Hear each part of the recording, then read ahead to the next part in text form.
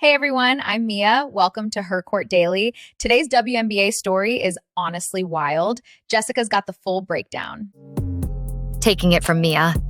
Here is what nobody saw coming. The loudest thing in this entire story is the thing that nobody involved will actually say out loud. In the space of one single week, DiJonai Carrington went from a viral 2-second clip to a $1,000 bill from the league. A second fine 4 days after that, and an endorsement situation that suddenly nobody, not the brand, not her representatives, not the Chicago Sky, will confirm on the record. Meanwhile, the player she sent crashing to the floor, Sophie Cunningham, was watching her own signature sneaker sell out and then resell for roughly double what fans paid for it. Same league, same 14-day window, two completely different phone calls. And stay with me on this one, because the strangest moment of the entire week didn't even happen on a basketball play. It happened when Carrington stopped a game, walked over to a referee, and pointed at a man sitting courtside. I'll get to him, I promise, because that detail tells you more about where her head is at right now than any press conference did. Let's start with what is actually confirmed, because the internet has been sprinting way ahead of the facts, and I'm not doing that to you. On Saturday, August 8th, 2026, at the United Center in Chicago, the Indiana Fever beat the Chicago Sky 90-86. Late in the first quarter, Cunningham got out in transition and went up for a layup. Carrington chased her down from behind, went for the block, and instead caught Cunningham high, around the side of the head and the neck. Cunningham hit the deck hard. The officials initially called a Flagrant 1.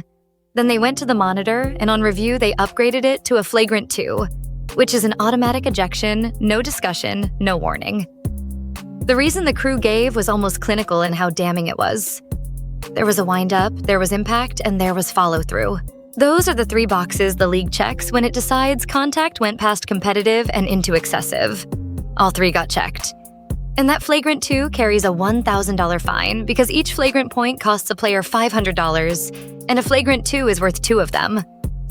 Hold that number in your head, because the money is where the story gets genuinely weird. Now here's the part that turned a hard foul into a national story. And if you're already fired up, hit that like button and tell me in the comments whether you think this was a basketball play or a message. I read every single one. Minutes after being ejected, while she was still in the building, Carrington went on Threads and posted 2 words in all capital letters: white privilege. And she didn't just vent into her own timeline. She tagged the Indiana Fever directly, putting it on the franchise's doorstep. Then she followed it up with a second post that simply said 8/23, with a smiley face, the date of the next Sky vs. Fever game, which is in Chicago on August 23rd. Read that back. That is not a heat-of-the-moment slip. That is somebody circling a date on a calendar while their jersey is still sweaty. Both posts have since been deleted, which is its own kind of statement. And I want to be precise here because precision matters. She has never actually explained what she meant by those 2 words. Not that night, not the next day, not since. That silence is the entire spine of this story. Cunningham, to her enormous credit, did not take the bait, and honestly, her response was a masterclass. She said flat out that she believed the contact was intentional, but then she went the other direction entirely on the racial framing. She said this has nothing to do with race. She pointed out that she did essentially the same thing last year, a hard foul on J.C. Sheldon that got her thrown out, and she took the ejection because, in her words, she deserved it. Then she said the part that got clipped and shared about 1 million times. That when teams play the Fever, the games are nationally televised. There are more eyes on them than on anybody. And some people just want the attention. She called it exactly what she thought it was, an attention play. And then she went out and kept playing basketball. No lawyers, no statement drafted by a publicist, no victim tour, just a shrug and a jump shot. And by the way, Cunningham was the one bleeding in that sequence. Think about how backwards that is. The player on the floor with blood on her face ended up being the one accused of having it easy. But that wasn't the whole story because Carrington went dark for 2 full days, and when she finally spoke, she managed to make it more confusing instead of less. On Monday, before the Sky played in Seattle, she told reporters the foul was never intentional. She said she is never going to just let an open layup be had, which, fine, that's competitive. Then she added a line that made everybody's eyebrows jump, that it might happen again. She also said she wants consistency across the board, and specifically said it shouldn't matter what name is on the jersey. or somebody's skin color, or the score of the game, and that she doesn't think the league is there yet, and that she has raised this with the league directly. Here's the problem. Earlier that same day, she had written that she never once claimed the assessment of the foul itself was white privilege. Okay, so what was it then? Because that is the one question every reporter in that room asked, and she declined to answer it. She left the accusation standing in public and took the explanation home with her. That is a choice. And in the news business, an accusation with no explanation attached is a grenade with the pin already pulled. Her own head coach couldn't help her either. Tyler Marsh said he hadn't looked at the replay, that live it looked to him like she was going for the ball, and that in the moment he didn't think it rose to a Flagrant Two. Then he got asked about the social media post, and he essentially had to say he was hearing about it for the first time and would handle it later. That is a coach finding out on camera that his player just created a week of headlines. Over on the other bench, Stephanie White watched the replay and landed where the officials did. She called it a hard foul, said she did not believe Carrington was deliberately aiming for the neck, and said the ejection was the right call. Which, whatever you think of White right now, and trust me, there is a whole separate storm brewing about her job with influential voices openly calling for a coaching change in Indiana. That was a measured answer. Meanwhile, WNBA reporter Annie Costabile made the point that cut through everything. Forget intent for a second, the risk of real injury on that play was very real. That's the argument that actually wins. You don't need to prove somebody's heart to punish the outcome of a wind-up to the neck. Then the story escaped basketball completely, which is what happens now when the Fever are involved. Emmanuel Acho went at the post on national television and did not soften a word of it, calling the use of that phrase for a basketball foul ignorant and absurd, and making the simple argument that she made contact with a player's head, never touched the ball, and that players of every background have committed that exact foul and been ejected for it. Carrington fired back at him online, told him he was making assumptions, told him to use his critical thinking skills, and brought up her Stanford degree as evidence that she wouldn't throw a phrase like that around without reason. Acho's answer was blunt. You are responsible for the words you actually choose, and it's on you to explain them, not on everyone else to guess. Former WNBA star Angel McCoughtry looked at the whole thing and openly wondered if it was an attention grab. And she had a receipt, because Carrington reportedly gained around 42,000 followers in the days after the foul. It even reached politics, with Florida's Attorney General publicly saying he would have charged her with assault, which is the point where you realize this stopped being a sports story roughly 48 hours in. So now let's get to the money, and this is where I need you to trust me over your timeline, because this is the exact part being mangled everywhere. Almost immediately, viral posts started claiming that Reebok had terminated its endorsement deal with Carrington over the incident. Some of those posts attached an eye-watering dollar figure to it.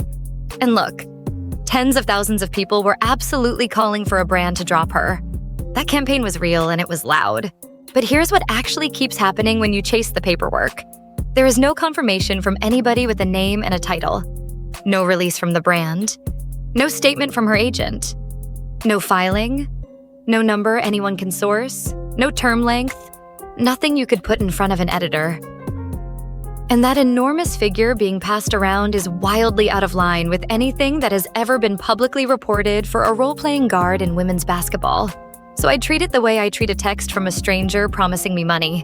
What we can say honestly is this. The story that spread was that a deal quietly went away, and the response from every single party who would actually know has been total silence.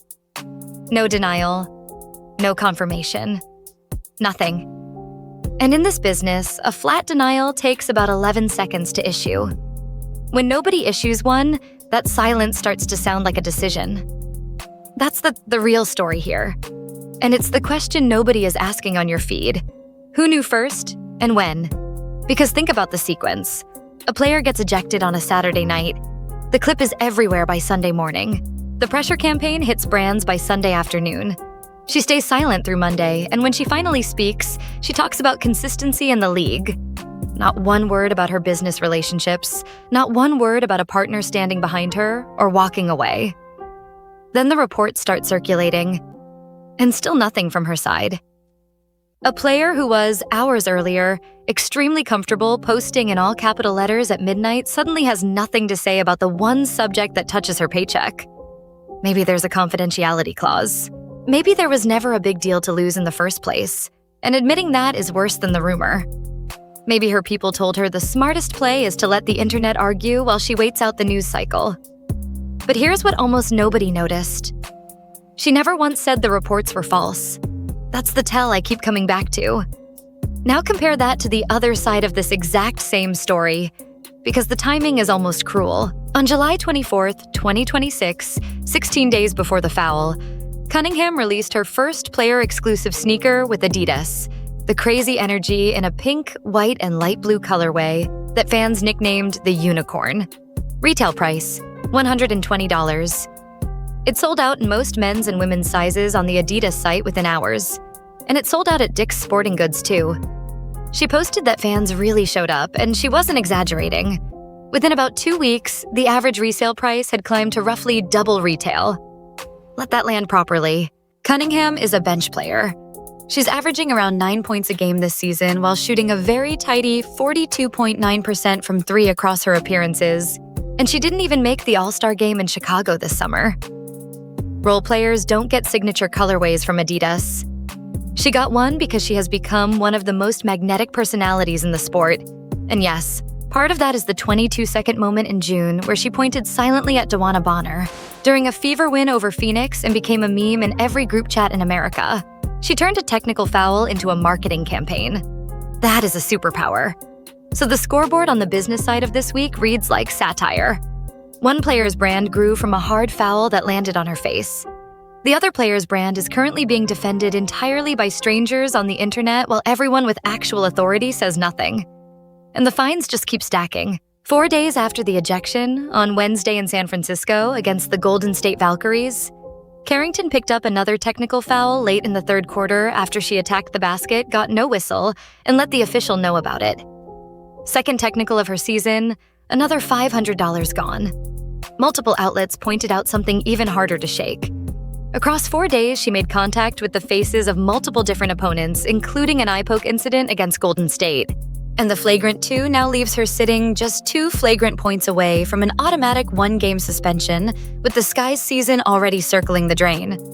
Chicago is 12-22, 12th out of 15 teams, with Rickea Jackson lost to a torn ACL back in May, and Skylar Diggins missing extended time. This is a team that cannot afford to lose a rotation guard to the fine desk. And now the man in the front row, because I told you I'd come back to him.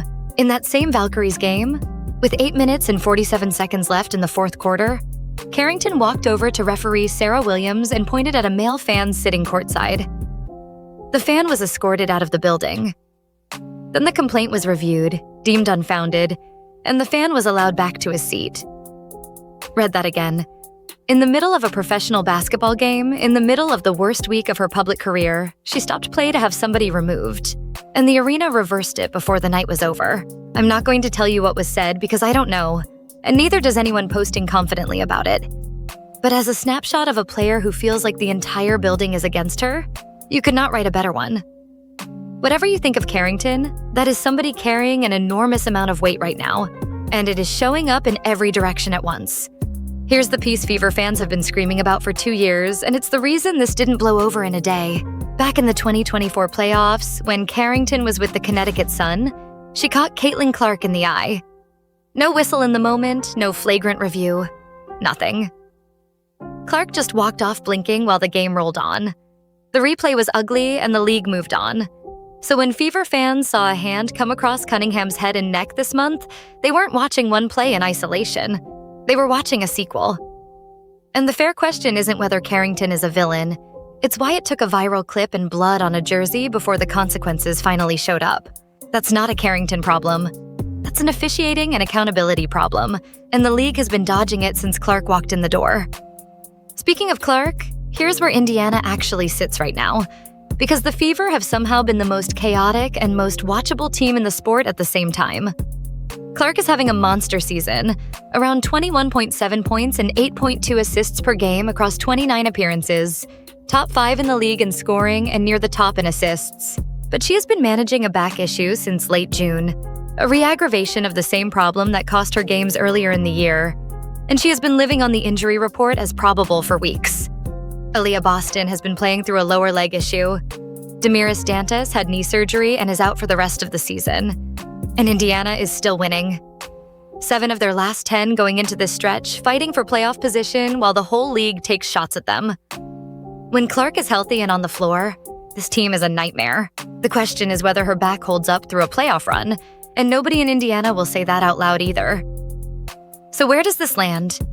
Everything now points at August 23rd in Chicago. Carrington herself circled that date with a smiley face while she was still in the locker room, which means she has effectively been promoting a rematch for 2 weeks. The Fever will walk into that building knowing exactly what's waiting. The officiating crew will walk in knowing every whistle is going to be dissected frame by frame. And Carrington walks in 2 flagrant points from a suspension, with a public accusation she still hasn't explained, and with the biggest open question of her professional life hanging over her. Whether the brand that fans believe walked away is ever going to say so out loud. My honest read? Nobody is talking because everybody has something to lose by talking.